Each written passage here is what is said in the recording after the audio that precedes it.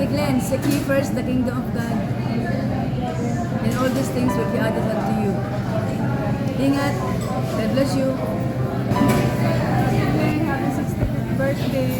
Sana'y marami pang kaarawan na dumating sa iyo, na palagi kang malusog, malakas ang katawan, at pagpalain ka ng Panginoon.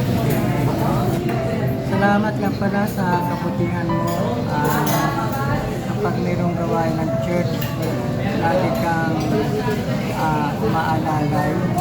At yun ang pinakamaganda sapagkat lahat ng mga ginagawa mo para sa Panginoon, lalo na sa mga church, lalo na sa mga pastor o lingkod ng Diyos, ay lagi mong isipin na ito'y ginawa mo hindi sa tao kundi para sa Diyos. Nawa maisip mo rin lagi na hindi yung haba ng buhay ang mahalaga sa religion na ito, kundi kung paano natin ginamit ang buhay na bigay sa atin ng Panginoon. Nawa pagpalain ka ng Diyos sa lahat ng iyong mga ginagawa at lahat ng iyong mga plano sa buhay. God bless you. Dennis.